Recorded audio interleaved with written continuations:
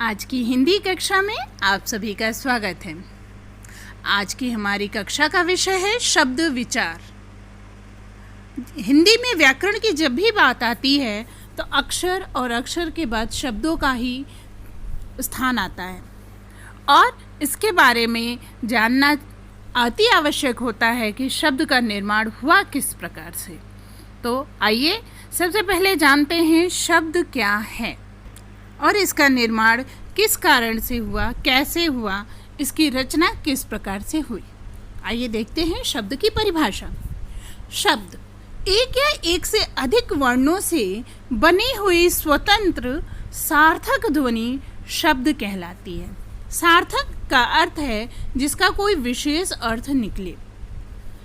जैसे उदाहरण देखिए, एक वर्ण से निर्मित शब्द न, जिसे नहीं के लिए प्रयोग करते हैं, व और के लिए प्रयोग किया जाता है। ये स्वतंत्र शब्द हैं और अपने आप में अर्थ को देते हैं। इसके अतिरिक्त कई वर्णों को मिलाकर भी शब्द बनते हैं, जिन्हें जैसे कलम, पुस्तक, नयन, घर, हिमालय आदि बहुत सारे ऐसे शब्द हैं। ये दूसरे शब्दों में हम कहें तो दो या दो से अधिक वर्णों से बने ऐसे समूह को शब्द कहते हैं जिसका कोई ना कोई विशेष अर्थ अवश्य हो। ध्वनियों से मिले सार्थक वर्ण समुदाय को भी शब्द कहते हैं, जैसे संतरा, कबूतर, टेलीफोन आदि। इन शब्दों की रचना दो या दो से अधिक वर्णों के मेल से हुई है। वर्णों के ये मेल सार्थक हैं, अर्थात इनका कोई ना कोई विशेष अर्थ जरूर होता है। जैसे घर दो वर्णों से मिलकर बना है, जिसका अर्थ है मकान जिसमें लोग रहते हैं। हर हाल में शब्द सार्थक होना चाहिए।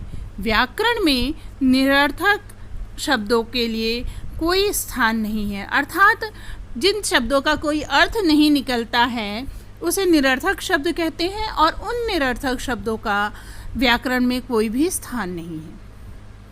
आइए अब चलते हैं शब्द के भेद की ओर। शब्द के कितने भेद हैं, आइए जानते हैं। व्याकरण की दृष्टि से शब्दों को 4 भागों में बांटा गया है। पहला, उत्पत्ति के आधार पर। उत्पत्ति अर्थात जन्म होना। शब्दों का जन्म किस आधार पर हुआ, यह हम जानते हैं उत्पत्ति के आधार पर के अंतर्गत। दूसरा भेद है रचना के आधार पर।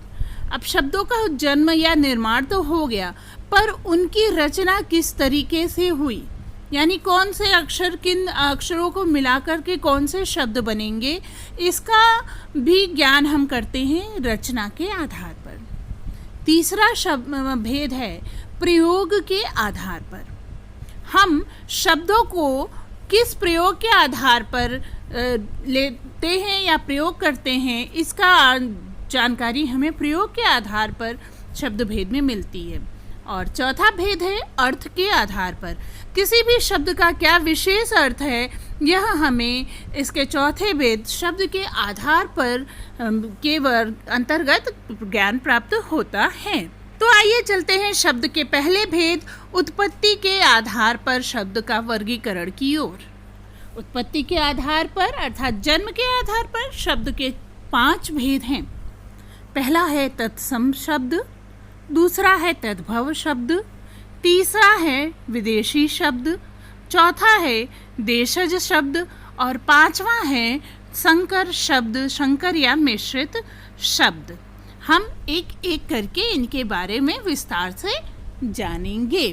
तो आइए चलते हैं उत्पत्ति के आधार पर के पहले भेद तत्सम शब्द की ओर। तत्सम शब्द का शाब्दिक अर्थ है तत्सम। तत् मतलब उसके सम मतलब समान। जैसा कि आप सभी जानते हैं कि हिंदी में जो शब्द आए हैं वह संस्कृत से आए हैं, तो इस शब्द का अर्थ ही है तत्सम, उसके समान, अर्थात संस्कृत के समान। मतलब कि जो हिंदी में शब्द आए हैं वह संस्कृत से सीधे जो शब्द प्रयोग हो गए हैं, यानी अपने वास्तविक रूप में आ गए हैं, उन्हें ही हम तत्सम शब्द कहते हैं। आइए देखते हैं तत्सम शब्द के कुछ उदाहरण। देखिए, उष्ट्र, ऊंट को हम उष्ट्र कहते हैं संस्कृत में।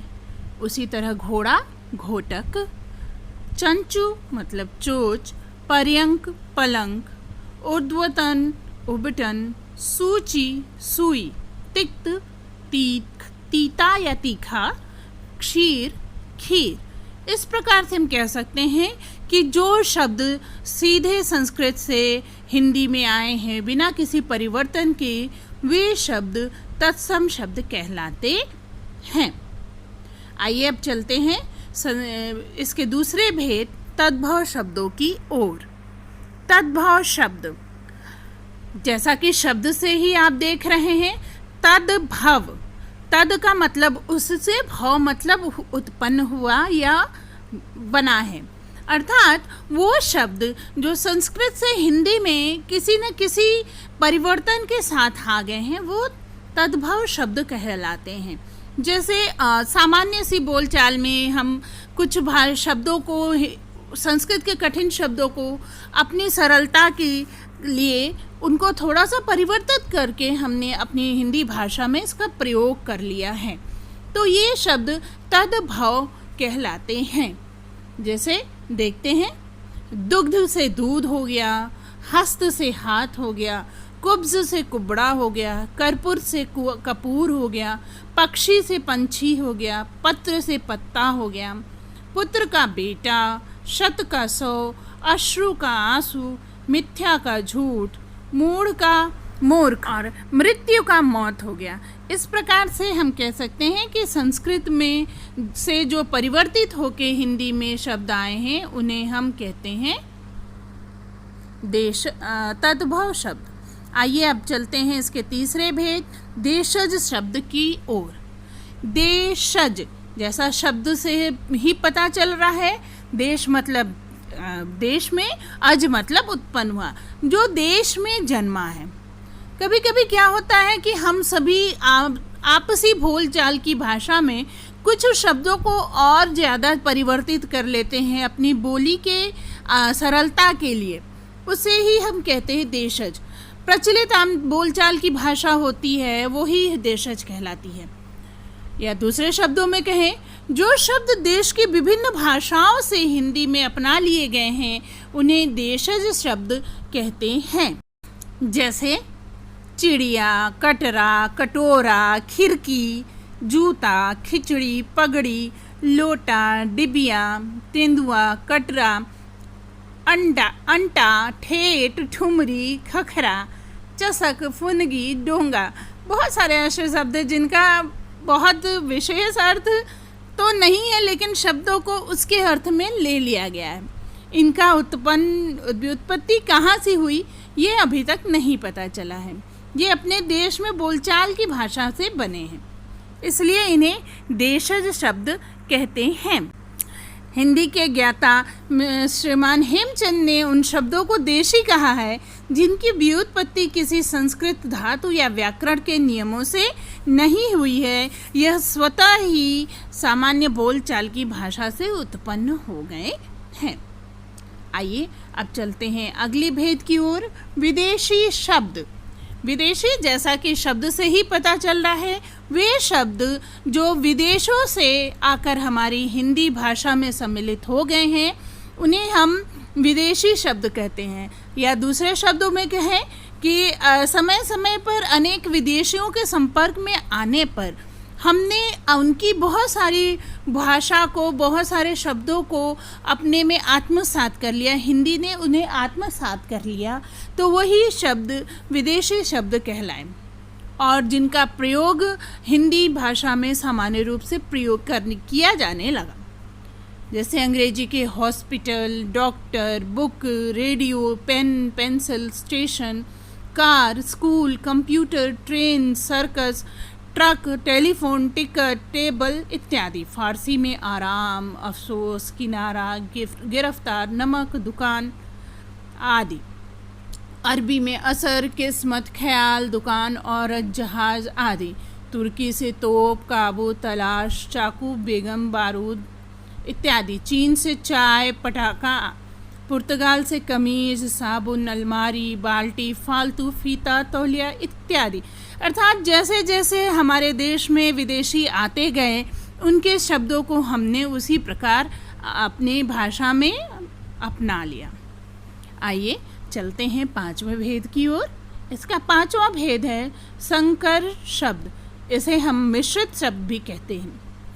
अब कुछ ऐसे शब्द भी हमारी हिंदी में आए हैं जो 2 शब्दों को मिलाकर एक नया शब्द उत्पन्न हो गया है। 2 शब्द या तो वो विदेशी शब्द हैं और तत्सम तद्भव शब्द हैं, वो सब मिलजुल कर आपस में मिलकर एक नए शब्दों का निर्माण करते हैं, तो उन्हें ही मिश्रित या संकर शब्द कहा जाता है।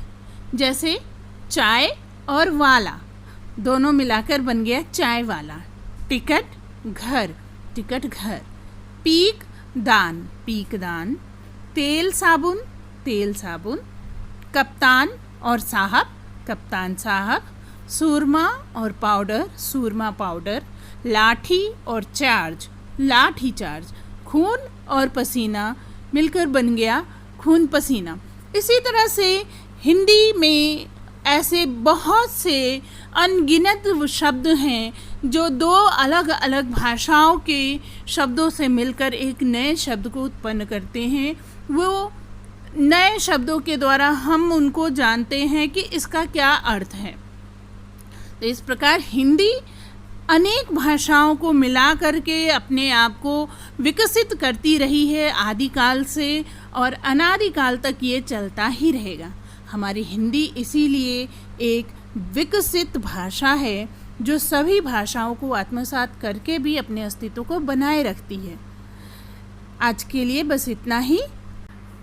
शब्द के अन्य भेदों के बारे में हम अगली कक्षा में पढ़ेंगे। धन्यवाद।